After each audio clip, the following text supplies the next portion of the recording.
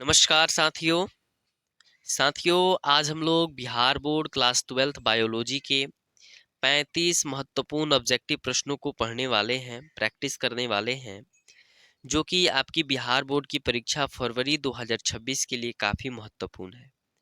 तो आप सभी वीडियो में शुरू से लेकर के अंत तक अवश्य बने रहिएगा। साथियों, आप में से कई छात्र एक चीज़ से बहुत ग्रसित होंगे कि वे बहुत सारे वीडियो को एक ही बार में देखते चले जाते हैं। यानी कि एक वीडियो पे क्लिक किए, वह उनको वीडियो पसंद नहीं आया तो उसको स्किप किए, फिर दूसरे वीडियो क्लिक किए, फिर उसको स्किप किए, फिर तीसरे वीडियो को। ऐसे करते करते आपका बहुत ही समय लॉस होता है। ठीक है, तो इसके लिए आप जिस वीडियो पे आए हैं उसको अच्छी तरीके से देखिए। ठीक है, ताकि मान लीजिए आप 10 वीडियो चेक करते चले गए, प्रश्न तो देखना ही आपको, 10 वीडियो चेक करते चले गए तो आपका सोचिए 10 वीडियो को चेक करने में 10 मिनट का समय लॉस हुआ आपका। वही 10 मिनट अगर आप एक वीडियो में देते हैं तो उतने समय में 20 प्रश्न 25 प्रश्न आप अच्छी तरीके से समझ सकते हैं। तो समय को आप लोग बर्बाद ना कीजिए। आप लोग बिल्कुल अच्छी तरीके से एक जगह अपना ध्यान केंद्रित करके पढ़ाई कीजिए, क्वेश्चन का प्रैक्टिस कीजिए। चूंकि अभी आपका प्रैक्टिस ही काफ़ी ज़रूरी है। आपकी परीक्षा में अच्छा से अच्छा अंक लाने के लिए आपको प्रैक्टिस की काफ़ी अत्यधिक आवश्यकता है। तो आज के हम लोग इस क्लास में बायोलॉजी, जो भी छात्र एवं छात्राएं 2026 में परीक्षा देने वाले हैं, क्वेश्चन तो 70 है, लेकिन आज के इस क्लास में भी हम लोग 35 प्रश्नों को करेंगे। फिर अगले वीडियो में हम 35 प्रश्नों को देखेंगे। तो आप शुरू से लेकर के अंत तक अवश्य बने रहिएगा। और जो आपका उत्तर मालूम है, जिस प्रश्न का आपको उत्तर मालूम है, आप उस प्रश्न के उत्तर को आप हमें कमेंट करके अवश्य बताइएगा।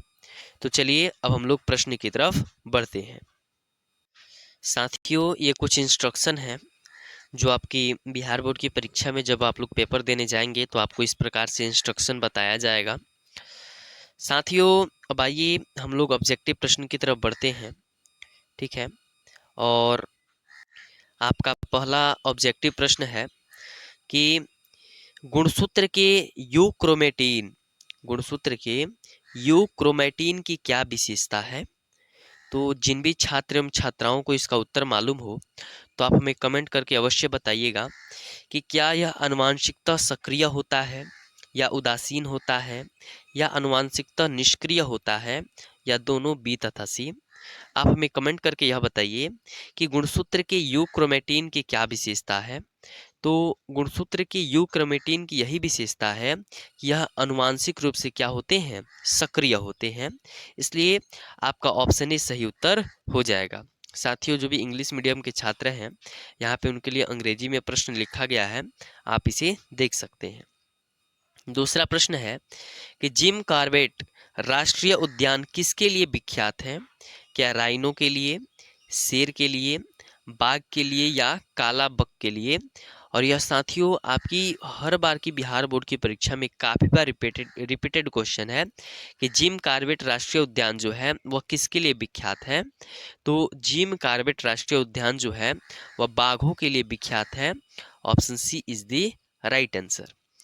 अगला आपका प्रश्न है तीसरा नंबर कि हाइब्रिड भीगर यानी कि संकर शक्ति निम्नांकित में से किस घटना के कारण होती है। क्या विनिमय के कारण होती है। ऑप्शन बी है काइएज्मा के कारण होती है। ऑप्शन सी है समयुग्मजता के कारण होती है, या ऑप्शन डी विषम युग्मजता के कारण होती है। तो हाइब्रिड वीगर जो है ना वह विषम युग्मकता के कारण होती है। इसलिए ऑप्शन डी आपका सही उत्तर हो जाएगा। साथियों, आप में से बहुत सारे छात्र ऐसे हैं जिनको प्रश्न अभी याद नहीं है, या बहुत सारे ऐसे भी छात्र होते हैं 12th क्लास का जिनकी आर्थिक स्थिति ठीक नहीं होती है और वे बाहर चले जाते हैं अपने परिवार की आर्थिक स्थिति का सुधार करने के लिए। तो वैसे छात्र एवं छात्राएं को बहुत ही जरूरी है कि आप बहुत ही अत्यधिक क्वेश्चन का प्रैक्टिस कीजिए, क्योंकि यही सारे प्रश्न आपकी परीक्षा में पूछे जाते हैं। चलिए अगला प्रश्न है 4 नंबर कि मनुष्य का अवशेषी अंग निम्नांकित में से कौन है। अंगूठा, पिन्ना, कॉकिंग्स, या पेल्विक। मनुष्य का अवशेषी अंग जो है वह निम्नलिखित में से कौन है। तो आपका सही उत्तर हो जाएगा coccyx. Option C is the right answer. अवशेषी अंग का मतलब होता है जो हमारे शरीर के लिए आवश्यक उतना नहीं है। 5 नंबर प्रश्न है कि हीमोकोरियल अपरा निम्नांकित में से किस में पाया जाता है?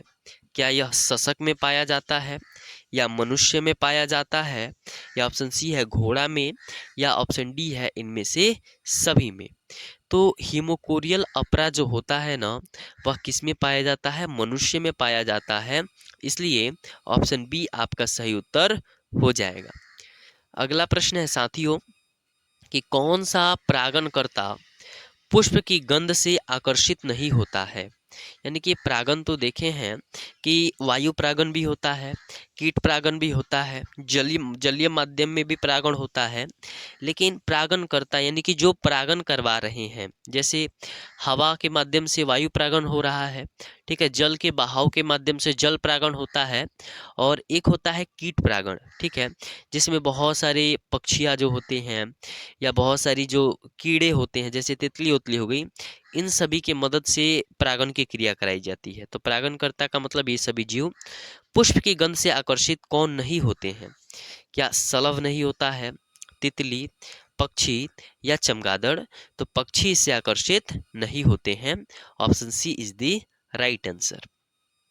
अगला प्रश्न है साथियों 7 नंबर कि मनुष्य में मात्रात्मक लक्षण का एक उदाहरण कौन सा है?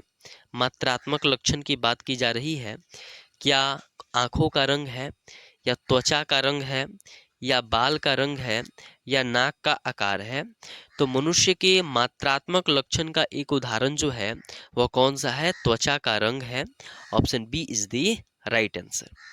साथियों आपको जो भी प्रश्न का उत्तर मालूम हो ना, आप बिल्कुल प्रैक्टिस कर रहे हैं प्रश्नों को, तो आप उसे कमेंट बॉक्स में अवश्य लिखें।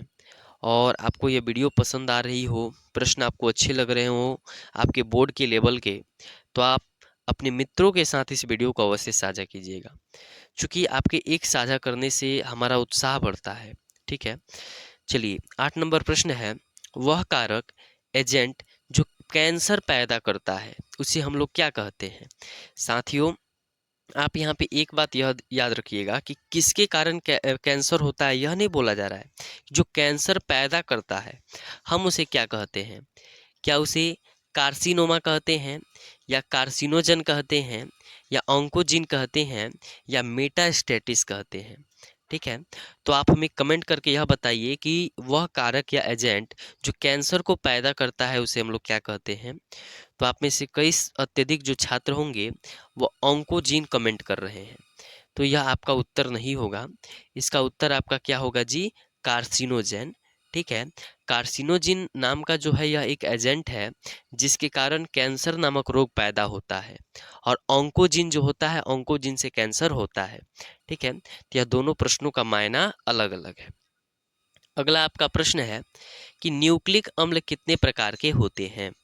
न्यूक्लिक एसिड, साथियों आप सभी आरएनए, डीएनए इन सभी का नाम सुने ही होंगे, तो आप यह याद कर पा रहे हैं कि न्यूक्लिक अम्ल कितने प्रकार के होते हैं? क्या एक प्रकार के होते हैं, दो प्रकार के होते हैं, तीन प्रकार के होते हैं, या चार प्रकार के होते हैं? साथियों तो जो न्यूक्लिक अम्ल होता है ना, वह दो प्रकार का होता है। अब बताएंगे आप कौन कौन से? तो जल्दी कमेंट में बताइए कि न्यूक्लिक अम्ल के दो प्रकार कौन कौन से हैं।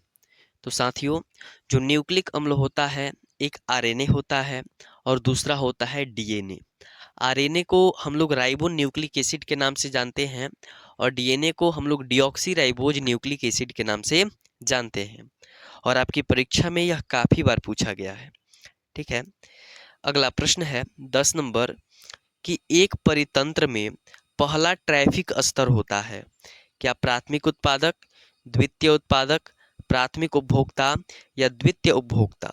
तो एक परितंत्र में पहला ट्रैफिक स्तर जो होता है ना, वह कौन होता है?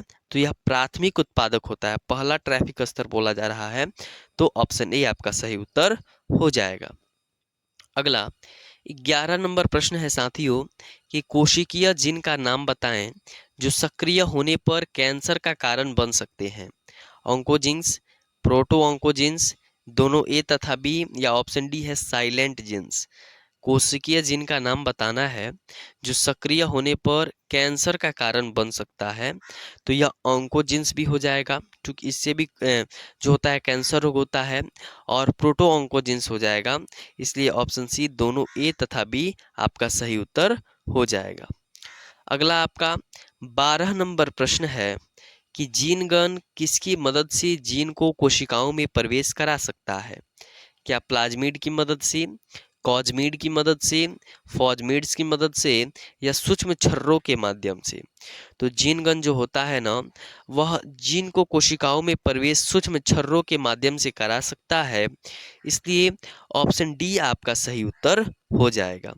अगला साथियों आपका 13 नंबर प्रश्न है कि आनुवांशिकतः रूपांतरित फ्लेवर शेवर क्या है? और साथियों इस बार की परीक्षा के लिए भी यह काफ़ी महत्वपूर्ण रहेगा कि आनुवांशिकतः रूपांतरित फ्लेवर सेवर क्या है। क्या चावल है, कपास है, आलू है, या टमाटर है? तो साथियों आप इसका उत्तर हमें कमेंट बॉक्स में अवश्य बताइए कि फ्लेवर सेवर क्या है। तो आप सभी जब क्लास किए होंगे तो आपको मालूम होगा कि फ्लेवर सेवर नाम का एक टमाटो, फ्लेवर सेवर टमाटो, एक टमाटर का किस्म है, इसलिए ऑप्शन डी आपका सही उत्तर हो जाएगा। अगला प्रश्न है साथियों 14 नंबर कि संख्या का सीधा पिरामिड निम्नांकित में से किसमें अनुपस्थित है? वन में, घास स्थल पे, झील पे, या तालाब में? तो संख्या का सीधा पिरामिड जो है वह निम्नांकित में से किसमें अनुपस्थित है? तो आपका सही उत्तर हो जाएगा वन में। Option A is the right answer. अगला प्रश्न है साथियों 15 नंबर कि परितंत्र में जिसका पुनर्विनिर्माण नहीं होता है, मतलब जिसका एक बार प्रयोग कर लें फिर उसका दोबारा निर्माण नहीं हो रहा है, ऑक्सीजन, नाइट्रोजन, जल, या ऊर्जा? तो बिल्कुल सही आप कमेंट में हमें बता रहे हैं कि पुनः विनिर्माण जो है नहीं, दोबारा निर्माण वह नहीं हो सकता है। कौन जी? ऊर्जा। एक बार जिस ऊर्जा का आप लोग उपयोग कर लिए फिर आप उसको नहीं बना सकते। 16 नंबर प्रश्न है कि शुक्राणु जिसका स्खलन नहीं होता वो पुनः कहाँ अवशोषित होते हैं? ऑप्शन ए है आपका वृषण कोश में, ऑप्शन बी है वाश डिफरेंस होगा साथियों, ऑप्शन सी है शुक्रवाहक में, या ऑप्शन डी है एजाकुलेटरी नली में। तो शुक्राणु जो होता है जिसका स्खलन नहीं होता, यानी कि जो शीषण के माध्यम से वह जब बाहर नहीं निकलता है तो पुनः अवशोषित हो जाता है, पुनः अंदर चला जाता है, और वह कहाँ जाकर के वह कौन से भाग से अवशोषित हो जाते हैं? तो बिल्कुल आप सही बता रहे हैं, शुक्रवाहक, vas deferens. Option C is the right answer. अगला प्रश्न है कि संयोजी उत्तक किस भ्रूणीय परत से बनते हैं? एक्टोडर्म, मीजोडर्म, एंडोमीजोडर्म, या एंडोडर्म? बताइए। संयोजी उत्तक जो होते हैं वह किस भ्रूणीय परत से बनते हैं? तो यह मीजोडर्म से बनते हैं। Option B is the right answer. अगला 18 नंबर प्रश्न है साथियों कि एक्स गुणसूत्र कैसा होता है? Eccentric, acrocentric, metacentric, telocentric? X गुणसूत्र जो होता है वह कैसा होता है? तो एक्स गुणसूत्र जो होता है ना वह मेटासेंट्रिक होता है, इसलिए आपका ऑप्शन सी सही उत्तर हो जाएगा। चलिए अगला प्रश्न है साथियों कि एलोसोम्स निम्नलिखित में से किसका नाम है? एलोसोम्स जो है वह क्या अलैंगिक गुणसूत्र है, लिंग गुणसूत्र है, गुणसूत्र प्रसूजन है, या काइनेटोकोर है? बताइए कि यह क्या है? तो यह एक प्रकार का क्या है जी? लिंग गुणसूत्र है। Option B is the right answer. अगला आपका 20 नंबर प्रश्न है कि एंडोगैमी निम्नांकित में से किस में पाया जाता है? प्लाज्मोडियम में, प्लैनेरिया में, फीता कृमि में, या हाइड्रा में? बताइए कि एंडोगैमी जो है वह निम्नांकित में से किस में पाया जाता है? तो यह फीता कृमि में पाया जाता है। Option C is the right answer. अगला साथियों आपका 21 नंबर प्रश्न है कि मधचक्र निम्नांकित में से किस में पाया जाता है? मनुष्य में, बंदर में, गाय में, या इनमें से सभी में? तो मधचक्र जो होता है वह निम्नांकित में से किस में पाया जाता है? तो यह एक मनुष्य में पाया जाता है, बंदर में भी पाया जाता है, गाय में भी। इसलिए ऑप्शन डी इनमें से सभी आपका सही उत्तर हो जाएगा। अगला 22 नंबर प्रश्न है साथियों, ये रणथंभौर राष्ट्रीय उद्यान कहाँ स्थित है? गुजरात में, राजस्थान में, उत्तर प्रदेश में या मध्य प्रदेश में? साथियों आप बहुत ही जल्द हमें कमेंट करके यह बताइए कि रणथंभौर राष्ट्रीय उद्यान जो है वह कहाँ स्थित है। तो रण यानी आपको अब याद आ ही गया होगा कहाँ पे जी, राजस्थान में। Option B is the right answer. 23 नंबर प्रश्न है साथियों कि इनमें से स्थानिक पौधा कौन सा है? रिक्सिया डिस्कलर, मार्केंसिया पॉलीमॉर्फा, साइनोडॉन डेक्टाइलोन या निफेंथिस खासियाना? बताइए स्थानिक पौधा जो है वह कौन सा है? तो वह निफेंथिस साखियाना जो है, वह निफेंथिस खासियाना जो है एक प्रकार का यह क्या है, स्थानिक पौधा है। इसलिए option D is the right answer. अगला 24 नंबर प्रश्न है साथियों कि जीन क्लोनिंग में संवाहक के रूप में प्रयुक्त बाह्य गुणसूत्र डीएनए क्या है? ट्रांसपोजोन, इंट्रोन, प्लाज्मिड या एक्सोन? बताइए जीन क्लोनिंग में संवाहक के रूप में प्रयुक्त जो है वह बाह्य गुणसूत्र डीएनए क्या है? तो आपका बिल्कुल सही उत्तर है plasmid. Option C is the right answer. अगला प्रश्न है कि 25 नंबर, टीआई प्लाज्मिड निम्नलिखित में से किसके कोशिकाओं को कायाल्पित करता है? जीवाणु का, विषाणु का, पौधों का या जंतुओं का? तो टीआई प्लाज्मिड जो है ना वह किसकी कोशिकाओं को कायाल्पित करता है? तो आपका सही उत्तर हो जाएगा पौधों के। Option C is the right answer. अगला 26 नंबर आपका प्रश्न है कि पॉलीमरेज श्रृंखला अभिक्रिया किसमें उपयोगी है? प्रोटीन संश्लेषण में, अमीनो अम्ल संश्लेषण में, डीएनए संश्लेषण में या डीएनए प्रवर्धन में? पॉलीमरेज श्रृंखला अभिक्रिया जो है वह किसमें उपयोगी है? तो यह डीएनए के प्रवर्धन में। इसलिए option D is the right answer. अगला प्रश्न है साथियों 27 नंबर कि कुकर बीटा के टेंड्रिल्स तथा बोगैनविलिया के कांटे क्या हैं? समजातंग, अवशेषी अंग, असमजातंग या दोनों ए तथा बी? तो आपके 27 नंबर प्रश्न का जो उत्तर हो जाएगा कि कुकर बीटा के टेंड्रिल्स और बोगैनविलिया के कांटे जो हैं यह समजात अंग के उदाहरण हैं। इसलिए option A is the right answer. अगला 28 नंबर प्रश्न है कि डार्विन के फिंच क्या दर्शाते हैं? क्या यह प्राकृतिक चयन दर्शाते हैं, समांतर विकास दर्शाते हैं, अनुरूपता दर्शाते हैं या अनुकूली विकिरण दर्शाते हैं? तो डार्विन की जो फिंच है ना यह एक प्रकार के अनुकूली विकिरण दर्शाते यानी कि एडेप्टिव रेडिएशन दर्शाते हैं। ऑप्शन डी आपका सही उत्तर हो जाएगा। अगला साथियों आपका 29 नंबर प्रश्न है कि आर्कियोपटेरिक्स जीवाश्म पक्षी किसके बीच का योजक कड़ी है? क्या उभयचर तथा सरीसृप वर्ग के, सरीसृप तथा पक्षी वर्ग के, या ऑप्शन सी है उभयचर तथा पक्षी वर्ग के, या ऑप्शन डी है मत्स्य तथा उभयचर वर्ग के? तो आर्कियोपटेरिक्स और जीवाश्म पक्षी जो है ना वह सरीसृप तथा पक्षी वर्ग के जो हैं योजक कड़ी है। इसलिए option B is the right answer. साथियों ये सारे प्रश्न आपकी परीक्षा के लिए काफी महत्वपूर्ण है, तो आप इन सभी प्रश्नों को अच्छी तरीके से याद अवश्य कर लीजिएगा। अगला 30 नंबर प्रश्न है कि एक द्विसंकर स्थिति कौन सी है? कैपिटल टी स्मॉल आर या स्मॉल टी कैपिटल आर या कैपिटल आर स्मॉल आर या सारा जो टी है वह स्मॉल और डबल आर स्मॉल है? बताइए एक द्विसंकर स्थिति कौन सी है? तो कैपिटल टी और कैपिटल आर स्मॉल आर जो है यह एक प्रकार का क्या है, द्विसंकर संकरण की स्थिति है। अगला 31 नंबर प्रश्न है साथियों कि जिन के विभिन्न रूपों को क्या कहा जाता है?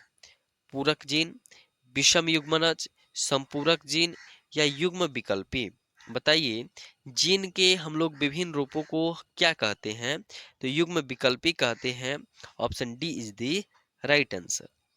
अगला 32 नंबर प्रश्न है साथियों कि टैपेटल कोशिका क्या दर्शाती है? समसूत्री विभाजन, अर्धसूत्री विभाजन, एंडोमाइटोसिस विभाजन या एंडोमाइटोसिस तथा बहुगुणिता। तो टैपिटल जो कोशिका होती है ना, वह क्या दर्शाती है? एंडोमाइटिस तथा बहुगुणिता। इसलिए ऑप्शन डी आपका सही उत्तर हो जाएगा। अगला 33 नंबर प्रश्न है साथियों कि भ्रूण कोश किससे बनता है? क्या यह गुरु बीजाणु से बनता है या गुरु बीजाणु धानी से बनता है, मादा युग्मकोद्भिद से बनता है या मादा युग्मक से बनता है? तो भ्रूण कोश जो है ना, वह किससे बनता है? गुरु बीजाणु से बनता है। Option A is the right answer.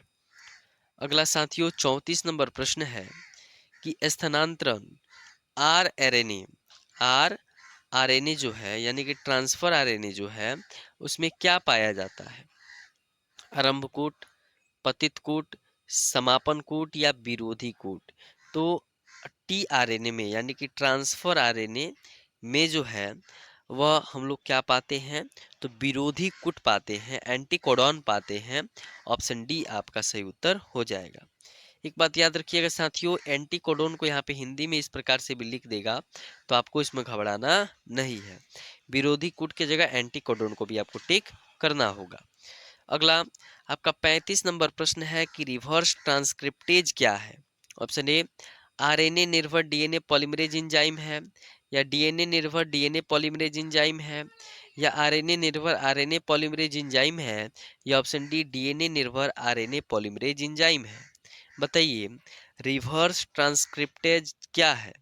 यह एक आरएनए निर्भर डीएनए पॉलीमरेज एंजाइम है।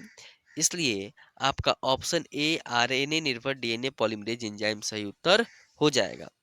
साथियों, अभी इसमें 35 प्रश्न ऑब्जेक्टिव और हैं। हम अगले वीडियो के माध्यम से आपको और 35 प्रश्नों को अभी करवाएंगे।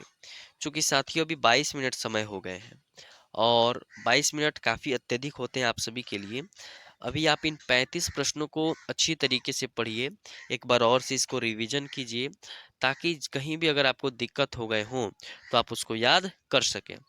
चूँकि अभी आपके लिए एक एक प्रश्न काफ़ी महत्वपूर्ण है आपकी परीक्षा की दृष्टि से। और साथियों, ज़्यादा से ज़्यादा सेल्फ स्टडी कीजिए, इधर उधर भटकने से कोई आवश्यकता मतलब इससे कोई आपको फ़ायदा होने वाला नहीं है। तो आज की क्लास में हम लोगों ने 35 प्रश्नों को पढ़ा। आप इन 35 प्रश्नों को अच्छी तरीके से प्रैक्टिस कीजिए, फिर से एक बार इसको याद भी कर लीजिए। मिलते हैं हम लोग अगले क्लास में और भी 35 ऑब्जेक्टिव को करेंगे। फिर आपको आगे की कैसी आपकी रणनीति होनी चाहिए आपकी परीक्षा के बारे में वो भी क्लास हम लेकर के आएंगे। बहुत बहुत धन्यवाद।